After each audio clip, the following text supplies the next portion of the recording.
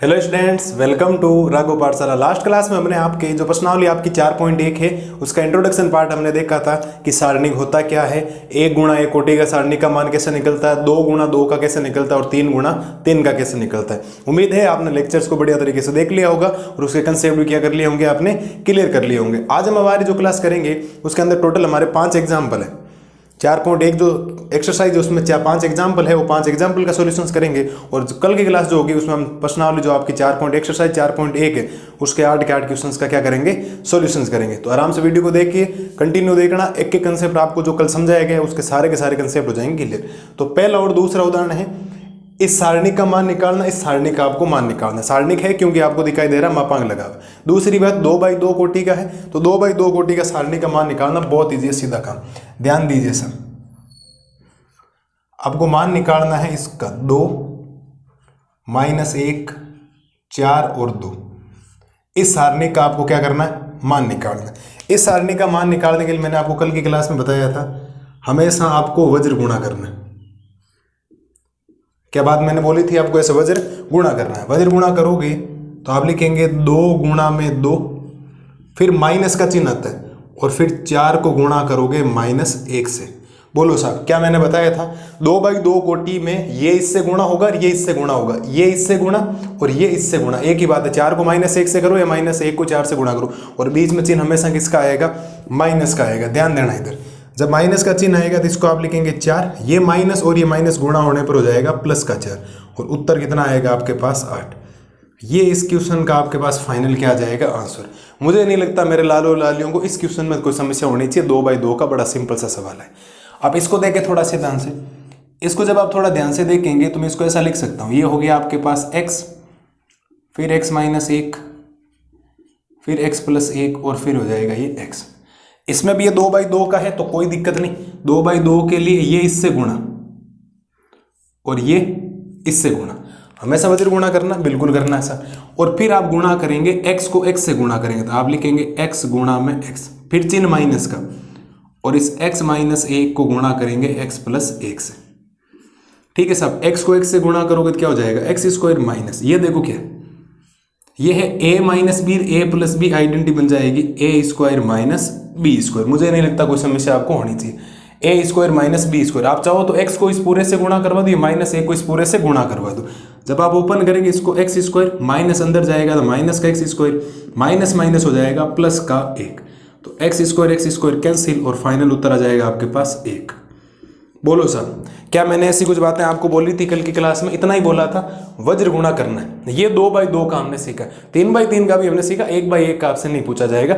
2/2 में एक एक नंबर के प्रत्येक बोर्ड में, चाहे आप किसी भी बोर्ड से हो, उस बोर्ड में ऐसा सवाल आता है, 1 नंबर का जरूर आएगा ऐसा सवाल। ठीक है, सीधा कैलकुलेशन करना, थोड़ा ध्यान रखना, हमेशा चिन्ह बीच में माइनस का आएगा वज्र गुणा करते वक्त। तब 3/3 में 2/2 का काम आएगा। क्यों? 3/3 को हम कन्वर्ट करेंगे प्रसार करने में, हम 6 तरीके से प्रसार कर सकते हैं। R1 से कर सकते हैं, R2 से कर सकते हैं, R3 से कर सकते हैं, या C1 से, C2 से या C3 से प्रसार करेंगे तो वो 3/3 का 2/2 में कन्वर्ट हो जाएगा और 2/2 का एक ही तिरछा गुणा, बीच में चिन्ह किसका, माइनस का। उम्मीद है उदाहरण नंबर 1 और उदाहरण नंबर 2 में मेरे बच्चों को किसी कोई प्रॉब्लम नहीं होगी। बोलो लालो लालियो, कोई समस्या है क्या? कोई समस्या आपको नहीं होनी चाहिए। एक बार आराम से देख लो। अगली स्लाइड में करते हैं एग्जाम्पल नंबर 3 का सोल्यूशन। अब देखो करते हैं उदाहरण नंबर 3 का सॉल्यूशन। उदाहरण नंबर 3 में क्या बोला, एक सारणिक है। ये सारणिक को दर्शाने एक तरीका और है, जैसे मापांकों पे लिखा था, डेट ए लिखा था, वैसे ये डेल करके और लिखा हुआ त्रिभुज आकार आपको बना है। इसका मान आपको ज्ञात करना है। अब ये जो मान है वो है 3/3 कोटि का प्रसार करने वाला। आप एक चीज सोचें, 3/3 के कोटि को निकालने के 6 तरीके मैंने आपको बताए थे।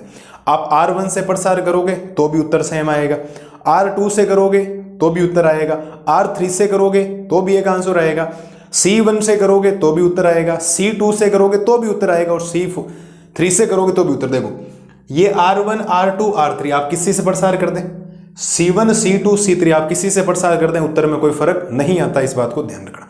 अब मैंने आपको एक बात बोली थी, हम ज्यादातर प्रसार वहां से करेंगे जहां पर कैलकुलेशन क्या हो, इजी हो, जहां 0 हो ज्यादा।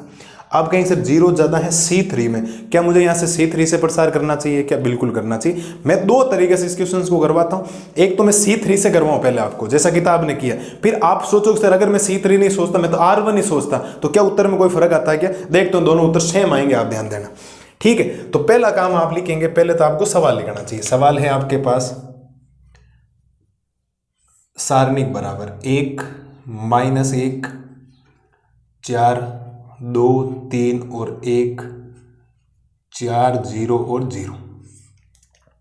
मैं C3 से प्रसार कर रहा हूं, इस बात को ध्यान रखें। आप लिखेंगे C3 से प्रसार करने पर। अब कुछ बातें आपको मैंने बताई थी कि C3 से प्रसार करोगे चिन्ह कैसे आएंगे। देखो, पहले आता है हमेशा प्लस, फिर माइनस, फिर प्लस, फिर माइनस, फिर प्लस, फिर माइनस, फिर प्लस, फिर माइनस और फिर प्लस। बोलो, बताया नहीं बताया? अगर आप R1 से प्रसार कर रहे हो, किससे प्रसार कर रहे हो? R1 से, तो पहले प्लस, फिर माइनस और फिर प्लस। R2 से कर रहे हो तो पहले माइनस, फिर प्लस और फिर माइनस। R3 से कर रहे हो तो पहले प्लस, फिर माइनस और फिर प्लस। और अगर C1 से कर रहे हो तो प्लस माइनस प्लस, C2 से कर रहे हो तो प्लस माइनस प्लस माइनस, और C3 से करोगे तो प्लस माइनस प्लस। ये बात मैंने आपको जब बेसिक पढ़ाया था तो उस समय आपको पढ़ा रखी, मुझे नहीं लगता इसमें कोई दिक्कत आपको होनी चाहिए। हम C3 से करेंगे तो C3 में आएगा पहले प्लस माइनस और प्लस। इस बात को विशेष तौर पर ध्यान रखें, ध्यान देना सब। C3 से प्रसार करने पर तो डेल इक्वल क्या आएगा? यहां आएगा आपके पास 4, फिर ऐसा आएगा, फिर माइनस का चिन्ह, फिर 0, फिर प्लस 0 और फिर ये। अरे बात समझ में आई या नहीं है? क्या लिखना है? पहले ये लिखना है 4, फिर 2/2 में कन्वर्ट होगा, फिर चिन्ह माइनस का, क्योंकि प्लस माइनस प्लस आएगा तो माइनस, फिर क्या लिखा? 0, फिर ये सारणी बदला, फिर प्लस, ये 0 रखा। अब सारणी के कन्वर्ट होगी कैसे? कन्वर्ट करने के लिए आपको क्या करना पड़ेगा? आपको C3 पे, तो आप C3 पे जाओ, और C3 में ये अवयव कहाँ है? इधर है, तो आपको इसको भूलना पड़ेगा। इसको भूलोगे, देखो यहाँ -1 3 4 1, तो यहाँ आएगा माइनस का 1, यहाँ आएगा 3, यहाँ आएगा 4 और यहाँ क्या आएगा? 1। बोलो, बात समझ में आई या नहीं? अब आप कहाँ आ रहे हो?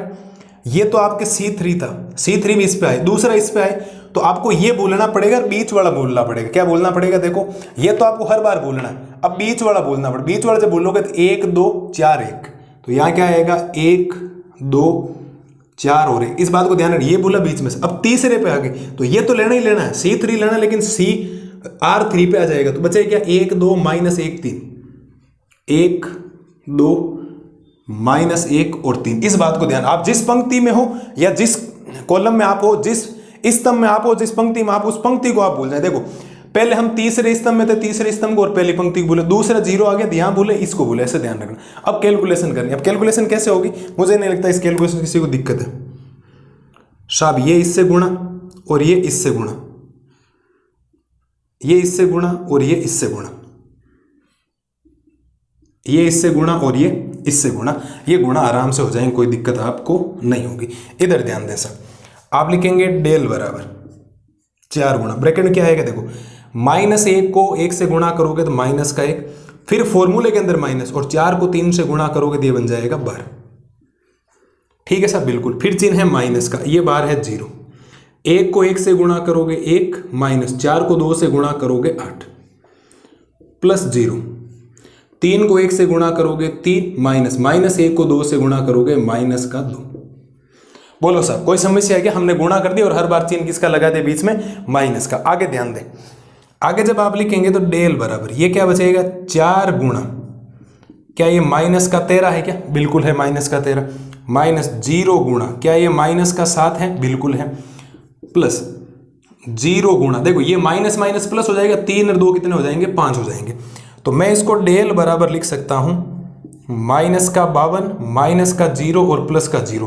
क्यों? 0 को किसी भी संख्या से गुणा करवाने पर क्या आ जाएगा? 0, तो दोनों 0 हो गए, और मेरे पास जो फाइनल रिजल्ट बनेगा वो बनेगा डेल बराबर माइनस का 52। क्या बनेगा भाई? माइनस का 52। ये इस क्वेश्चन का आपके पास फाइनल क्या आ गया? आंसर आ गया। हाँ जी, बोलो सर, कोई समस्या है क्या? मुझे नहीं लगता कोई समस्या है। अगर कोई बच्चा ऐसा चाहता है कि मैं R1 से प्रसार करूंगा बेटा, तो आप R1 से कर लेना, R2 से कर लेना, R3 से कर लेना, C1 से कर लेना, C2 से कर लेना, C3 से मैंने करके बताया, उत्तर -52 आएगा, कोई फर्क नहीं पड़ेगा। इस बात को विशेष तौर पर ध्यान रखना। आप किसी से करें, मेन है ये चेंज करना। ये चिन्ह देखो, प्लस माइनस प्लस, ये चिन्ह आपको मैंने आपको ऑलरेडी बता चुका हूं। कैसे बता चुका हूं?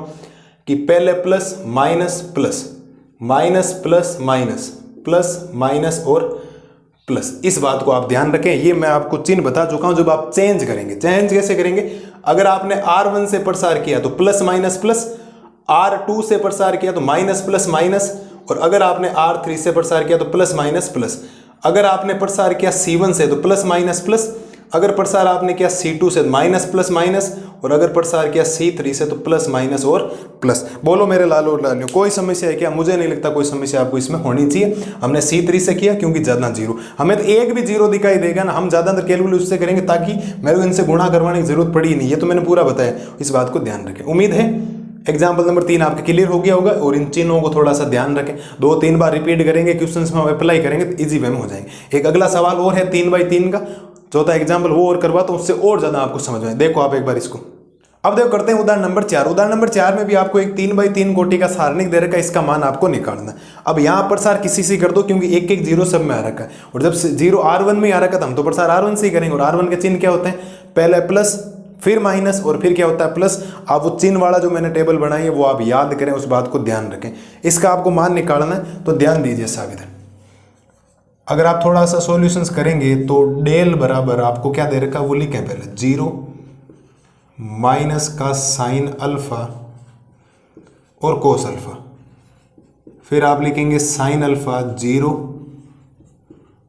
माइनस का साइन बीटा, फिर आपके पास है माइनस का कोस अल्फा साइन बीटा, और क्या है 0। तो मैं यहां जो प्रसार करने वाला हूं वो करने वाला हूं R1 से प्रसार। आप लिखेंगे R1 से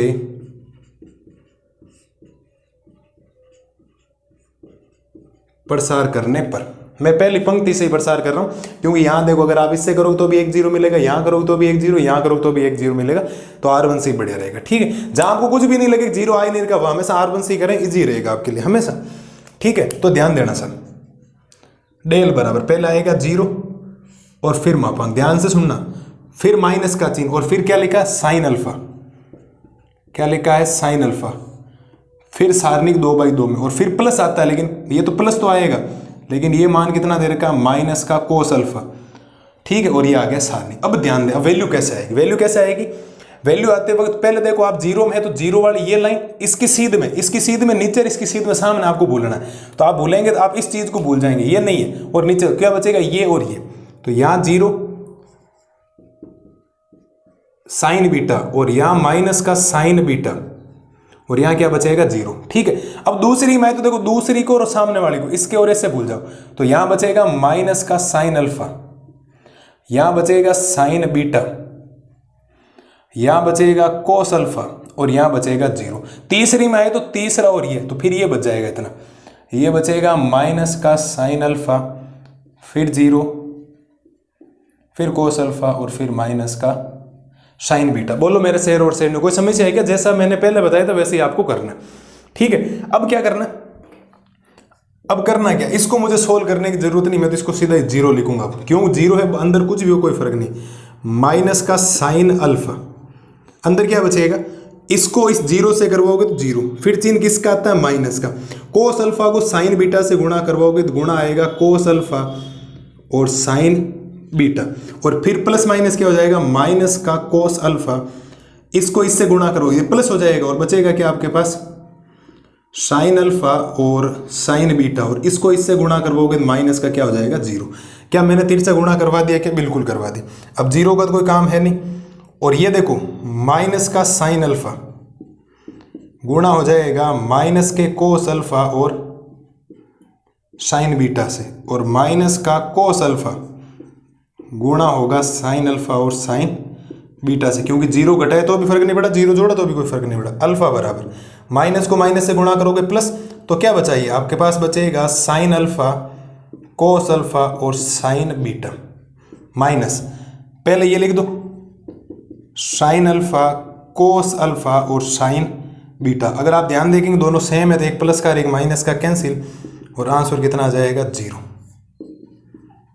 कितना आंसर आ जाएगा 0। बोलो मेरे लालो और लालियों, क्या आपको 3x3 को चेंज करना आया है क्या? अगर नहीं आया तो फिर हम और सवालों में सीख लेंगे, टेंशन मत लो। अभी और प्रश्नावली 4.1 पढ़ी, लेकिन ये आपको 3x3 को क्या करना आना चाहिए, चेंज करना आना चाहिए। उम्मीद है चौथा एग्जाम्पल बिल्कुल सिंपल सा R1 से प्रसार किया, ये पूरा ही जीरो हो गया, मैंने अंदर कुछ भी गुणा नहीं करवाया। बाकी अब ये कहाँ से आया, तो आपको जिस चीज में आप जिस लाइन में हो, जिस कॉलम में, जिस रो में हो, जिस पंक्ति में, जिस स्तंभ में हो, उसके बराबर हमेशा बोलना, ऐसे और ऐसे हमेशा बोलना। बाकी जो बच गया वो इसके अंदर लिख दो। फिर 2/2 वाले को क्रॉस गुणा करो, बीच में चिन्ह किसका आएगा, माइनस का। देखो आप एक बार एग्जाम्पल नंबर 4 को अगली स्लाइड में करते हैं, लास्ट एग्जाम्पल नंबर 5।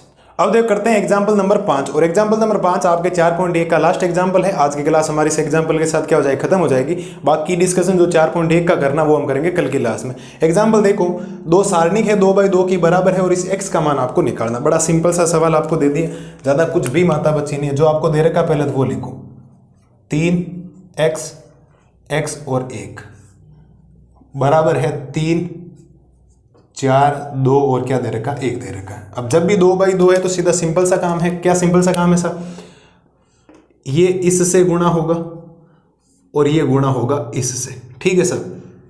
ये गुणा होगा इससे और ये गुणा होगा इससे। मुझे नहीं लगता कोई समस्या आपको होनी चाहिए।